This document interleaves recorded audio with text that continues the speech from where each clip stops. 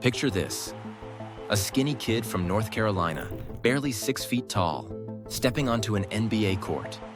The crowd's laughing. The opponents are smirking.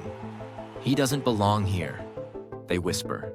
Fast forward a decade, and that same kid is making shots that defy gravity, breaking records left and right, and changing the very way basketball is played. This isn't a fairy tale, folks. This is the Stephen Curry story. Born with basketball in his blood but doubts on his shoulders, Steph Curry didn't just beat the odds. He shattered them, then rebuilt the game in his own image. From an overlooked college prospect to the heart and soul of an NBA dynasty, Curry's journey is a masterclass in defying expectations and redefining what's possible. So buckle up, basketball fans and underdogs alike. We're about to dive into the incredible rise of Stephen Curry, the sharpshooter who became a legend. March 14th, 1988, Charlotte, North Carolina. As the rest of the city slept, Sonia Curry was bringing a future NBA superstar into the world. But let's not get ahead of ourselves. Baby Steph wasn't born with a basketball in his hands, though to hear his family tell it, it wasn't long before he got one.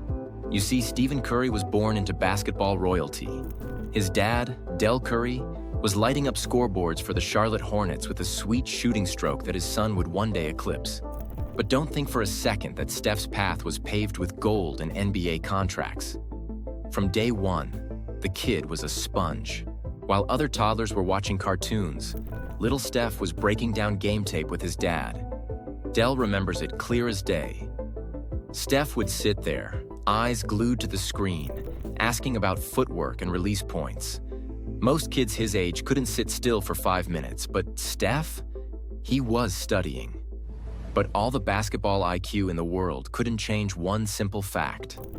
Steph was small, like really small. Throughout his childhood and into his teens, he was always the shortest kid on the court. You'd think being an NBA player's son would open some doors, but for Steph, it just meant the expectations were higher, and the disappointment when he didn't measure up, literally, was greater. High school rolled around, and while Steph's skills were undeniable, his size made him invisible to college recruiters. Major programs took one look at his scrawny frame and moved on. Their loss, as it turns out. Enter Davidson College, a small liberal arts school that saw beyond the inches and pounds. Bob McKillop, Davidson's head coach, recalls the first time he saw Steph play.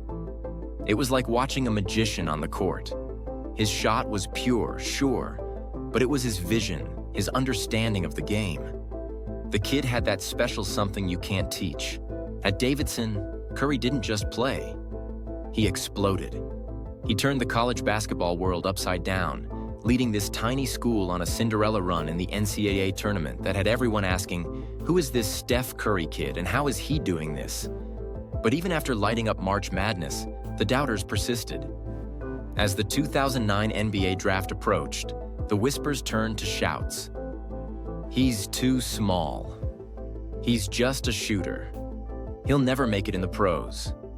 June 25th, 2009. NBA draft night.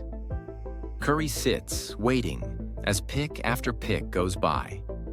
Finally, at number 7, the Golden State Warriors take a chance that will alter the course of NBA history. They select Stephen Curry, the skinny kid from Davidson. Curry's early NBA years were a roller coaster, flashes of brilliance interrupted by nagging injuries.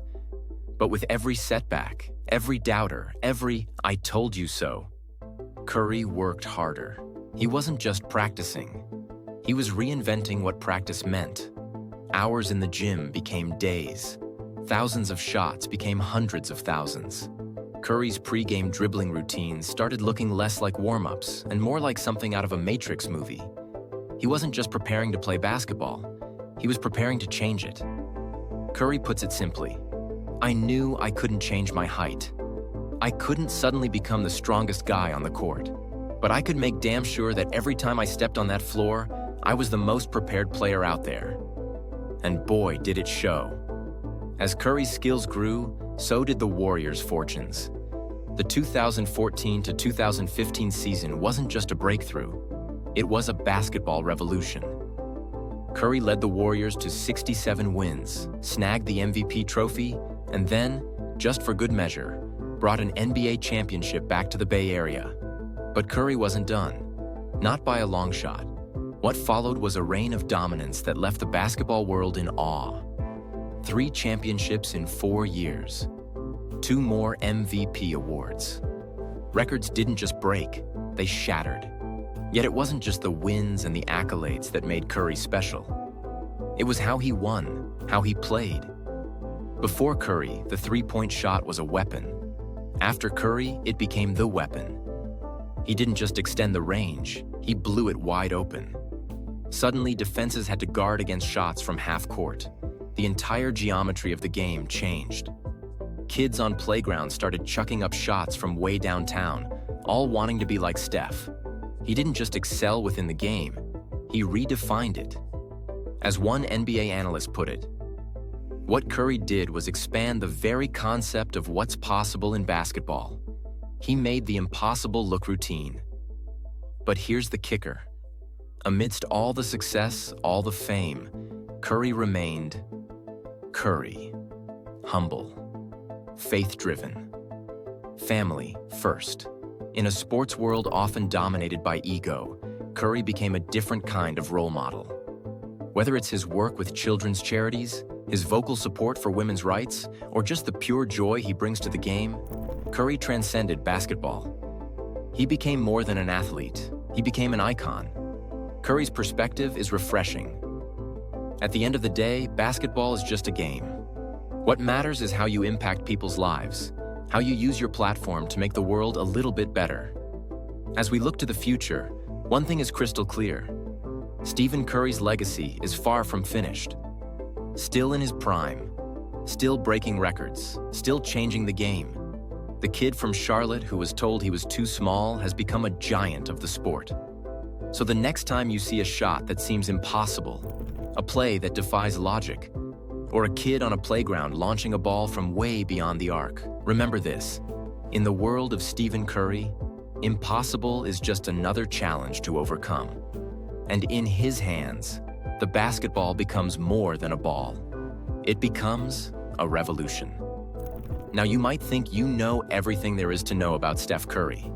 But hold on to your jerseys, folks, because we're about to dive into some lesser-known facts that'll make you see the sharpshooter in a whole new light.